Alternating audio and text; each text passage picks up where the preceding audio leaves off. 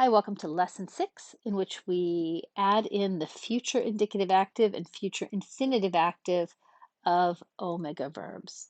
We're going to start by reviewing the present indicative active, and you'll remember that it's this present stem plus the endings o, ace, a, omen, eta, usen. So paideo, I teach or I am teaching. Paideues, you singular teach or you singular are teaching.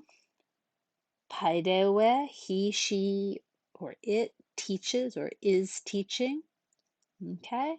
Paidewomen, we teach or we are teaching. Paidewete, y'all teach or y'all are teaching. And finally, paideusen, they teach or they are teaching.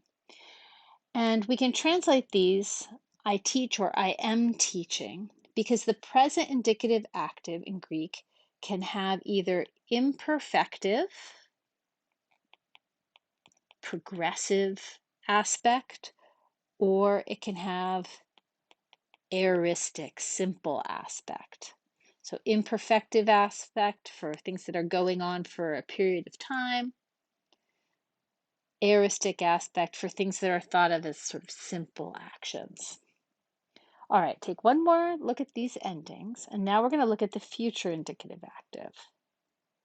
And you can see that it's the exact same o, ace, a, omen, eta, usen endings, but with a slightly different stem, paideus instead of paideu. So paideuso, paideuses, paideuse, paideusomen, paideuseta, paideususen. Like the present indicative active, the future indicative active can have either imperfective or aoristic aspect.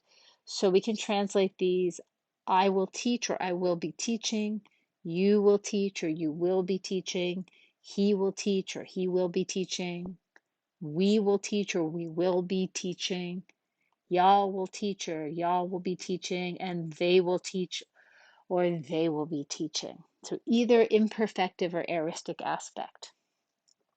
Now let's think about the infinitives.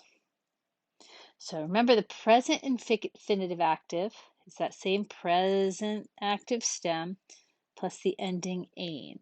And also remember that the present infinitive active always has imperfective aspect. We're always going to translate this to be teaching. Well, the future infinitive active, like you might expect, uses that same "ane" ending plus the future active stem.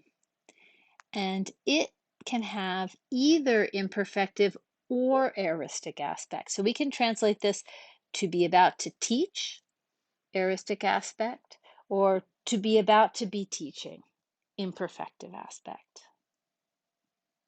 Finally, let's talk a little bit about future active stems.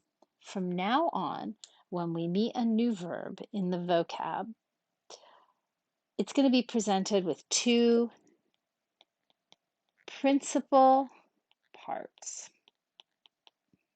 Okay, the first principal part is that same present indicative active, the first person singular.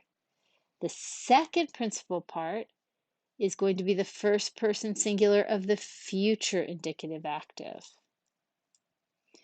So, first person singular present indicative active gives you that present stem. First person singular future indicative active gives you the future active stem. You can see that it's not quite as simple as the move from paideuo to paideuso. We still have the sigma sound in here, and that we're going to see that in most second principal parts. So dioko, dioxo, where that xi represents the kappa sound plus a sigma sound.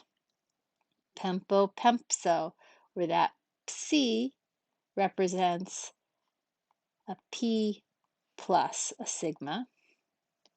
Whoops. And pseudo speuso, where when we add a delta plus a sigma, the delta disappears. Okay, now let's finally look at this one, because with echo, we have echo, I have, and hexoscaso, two different second principal parts, two different forms of the future.